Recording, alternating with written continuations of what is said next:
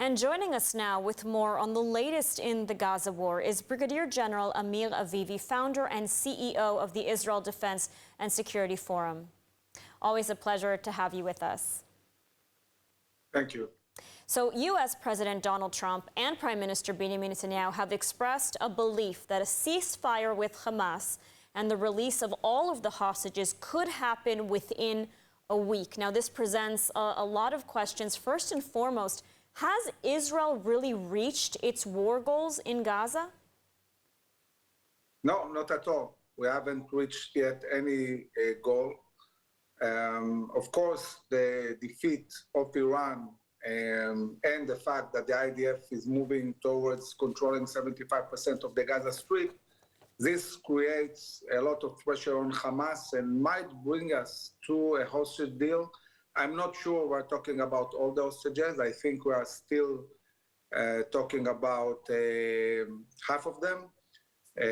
But definitely there can be a ceasefire of 60 days and we'll get the hostages according to Witkoff plan.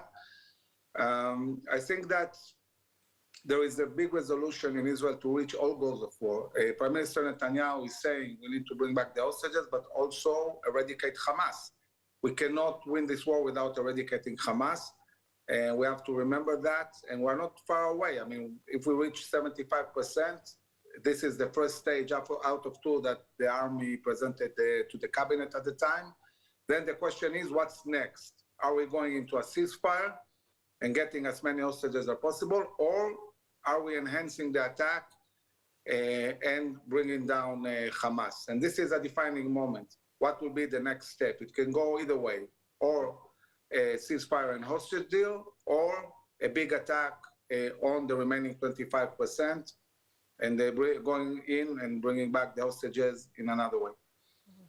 And, you know, I do have to say, because it's been nearly 2 years into this war, and Hamas is still alive and well. We see armed Hamas members jumping on trucks, stealing food, stealing aid. We see them continuing to threaten the lives of Gazans. You know, so what remains now is, what goals does the military still have to achieve? I mean, what specific points does the military still have to be able to come and say, okay, we've taken over 100% of Gaza? And is that even possible? Is that even feasible?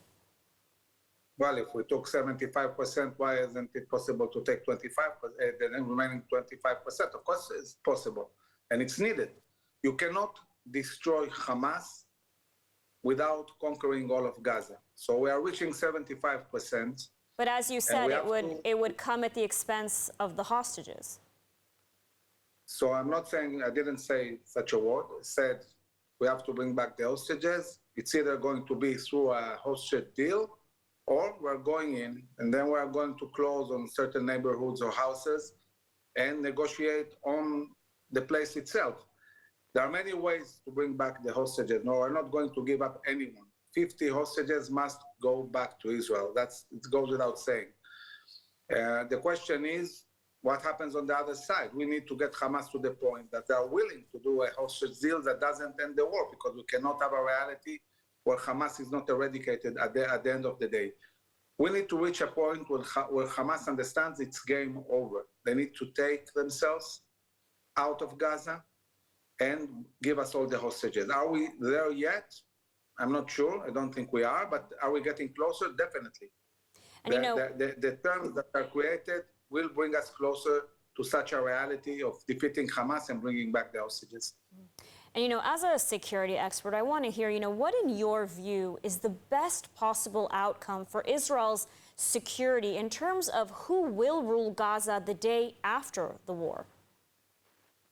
So I think that the day after the war, in order to make sure that never again there will be a terror army in the Gaza Strip, the overriding security responsibility needs to be Israeli. At minimum, we need to control Philadelphia and have full freedom of operation everywhere in Gaza to operate similarly to what we're doing in Judea and Samaria.